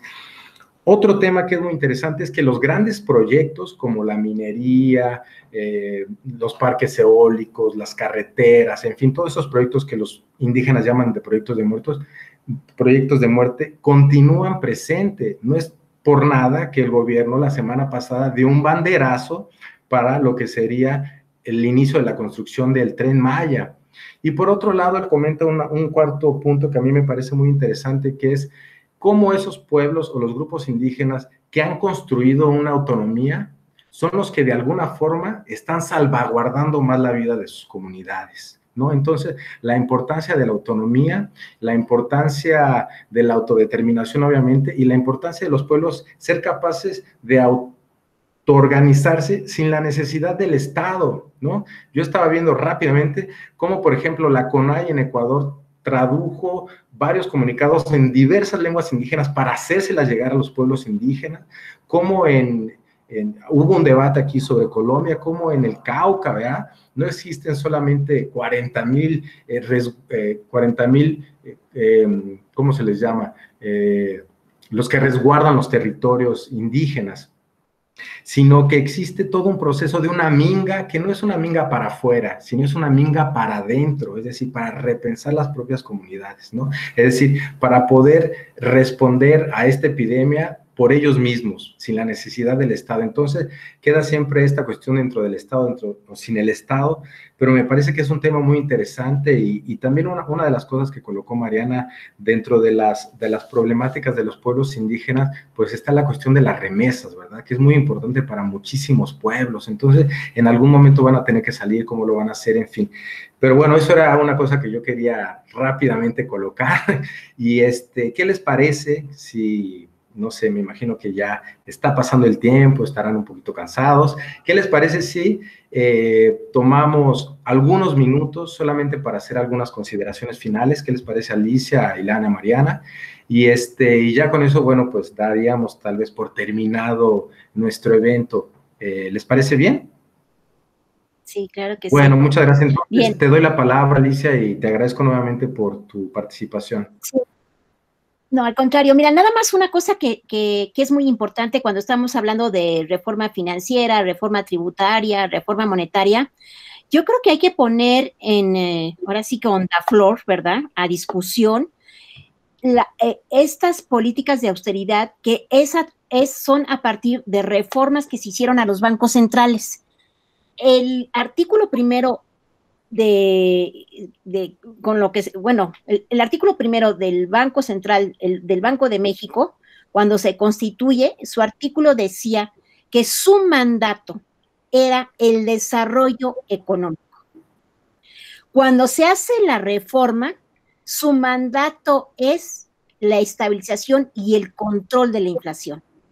Entonces, ese es su mandato, pero además también es muy importante entender a México a partir de lo que Mariana ya dijo, que es estos acuerdos del Tratado de Libre Comercio, del Telecán y ahora al TEMEC, porque justo allí México se subsume, tanto política monetaria, fiscal y financiera, a los mandatos del Banco Central de Estados Unidos, que es la Reserva Federal. A tal grado, el TEMEC obliga, que es otro de los artículos, que Mariana lo debe saber muy bien, es que para poder exportar a México, a Estados Unidos, cualquier producto hecho en México tiene que tener un porcentaje, no sé si es del 60%, una cosa así, Mariana, pero es mucho más de lo que tenía antes. Ahora, si lo vemos, esto puede ser una oportunidad para que las inversiones de empresas chinas o de empresas japonesas puedan venir, pero también nos estarían tomando como una plataforma, como un país maquilador para poder exportar. Y hay algo que también es muy importante, y esto lo he dicho con los chinos. Yo propuse hace 2 años en una reunión con la Academia China de Ciencias Sociales y el Colmex en Beijing, que para que nosotros podamos tener una relación más abierta con China, tendríamos que establecer un banco de desarrollo donde China y México estén al mismo nivel.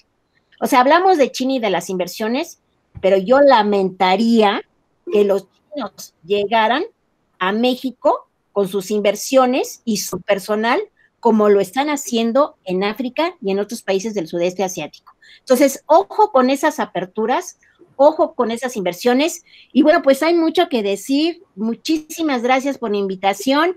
Y bueno, gracias porque me hicieron ponerme a estudiar los datos de México, porque no me abstengo de hablar de mi país. Y muera la austeridad. Muera la... Gracias.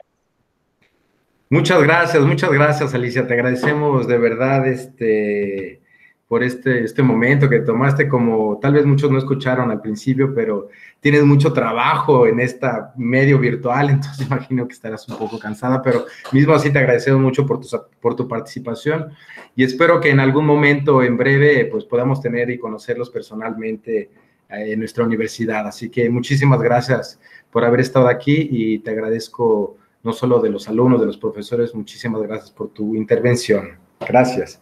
Así que bueno, paso la palabra a Ilan, si gustaría hacer algún repunte, algunas consideraciones finales. Por favor, Ilan.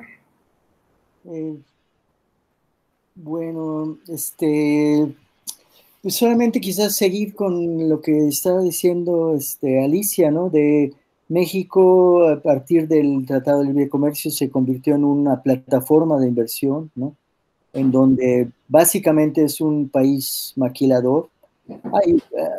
O sea, maquilador quiere decir, bueno, 60% de las exportaciones mexicanas son maquiladoras. Quiere decir que son ensamblado de productos que vienen del exterior y que México agrega 3% valor agregado, ¿no? Después hay otras un poco más complejas, ¿no? La industria automotriz, 30% más o menos de valor agregado, ¿no? De productos que son producidos en México, ¿no?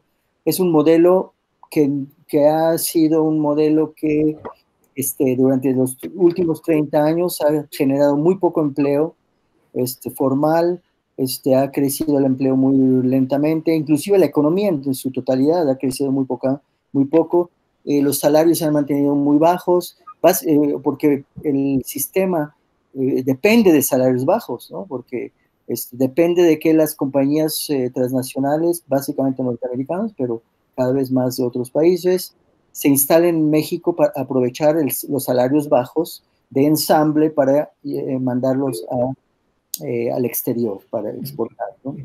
Entonces México se ha convertido en un gran exportador manufacturero, pero no ha habido ningún tipo de upgrading, ¿no? Alicia mencionó China. China empezó así, ¿no? O sea, exportando, o Corea, digamos, más claramente, era un país maquilador hace 40 años, ¿no? Pero fue sustituyendo algunos de los productos intermedios, algunas de las partes que ensamblaban, iba copiando, iba sustituyendo por inversión nacional y ha logrado ahora un desarrollo, se ha vuelto un país desarrollado. México no ha hecho nada en ese respecto en los últimos 30 años, ¿no? Se hubiera pensado también de un gobierno de izquierda que cambiara precisamente eso, ¿no? O sea, no es suficiente declarar que el neoliberalismo se terminó, sino que hay que realmente terminarlo haciendo lo que Corea, China, Taiwán hicieron en los años 50, o tratando de hacerlo, porque son otras condiciones, ¿no? Entonces, realmente, terminar con el neoliberalismo en México es terminar con el modelo, simplificando mucho, porque no es solamente eso, con el modelo maquilador, con la plataforma, con el hecho de que México es una plataforma de inversión extranjera que viene a invertir en México por los bajos salarios mexicanos, ¿no? Y también por la flexibilización de la mano de obra y por las bajas requerimientos de medioambientales, además, ¿no?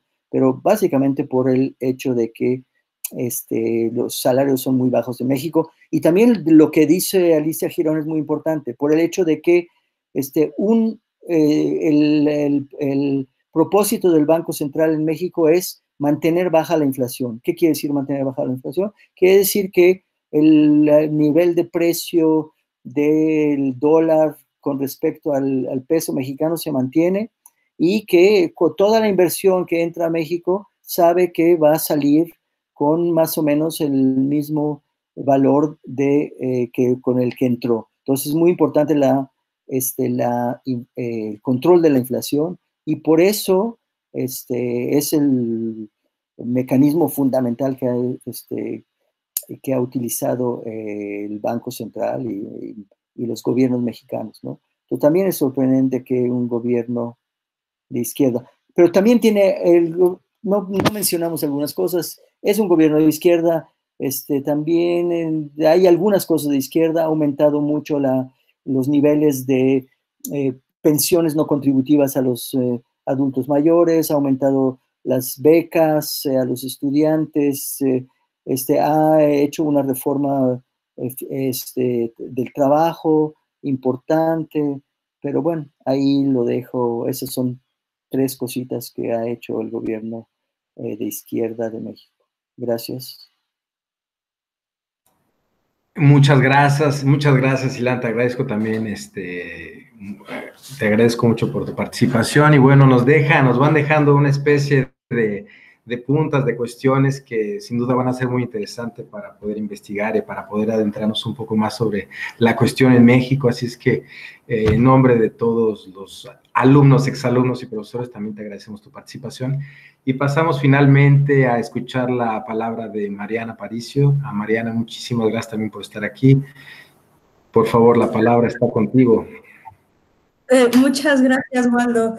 Pues un poco concatenando los cierres de mis colegas, pues la crisis que viene, bueno, la crisis en la que enfrentará México, pues bien tiene ya un pasado. La promesa de la convergencia económica por acuerdos de economías en relaciones asiáticas no ha sido latente, no en el caso de México.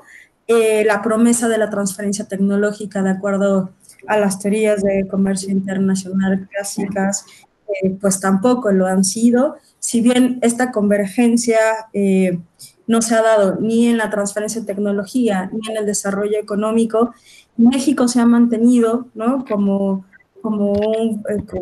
digamos, con mano de obra cualificada, ¿no? En ciertos sectores específicos, que son justo aquellos los que sufrieron mayor agresión en la negociación del TEMEC, el sector automotriz, que es altamente cualificado, pero los salarios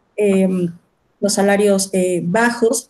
Lo que sí es cierto, y de facto hay una convergencia con las políticas macroeconómicas de Estados Unidos, como bien lo decía la doctora Girón, aunque nosotros nos vincula a Estados Unidos un acuerdo discriminatorio del menor vinculación, como es un acuerdo de libre comercio, en los hechos México ha tenido un proceso de convergencia en estas políticas macroeconómicas por decisión propia, y esto nos hace mucho más vulnerables a los choques externos, mucho más si vienen de Estados Unidos, y por lo tanto me parece que sin tener una visión pesimista, porque además también vivo en México, pero las condiciones de la crisis que estamos viviendo van a ser mucho más fuertes en México, como fue en 2008, y mucho más tardado para salir de ella a partir de la dependencia comercial que tenemos con el vecino del norte.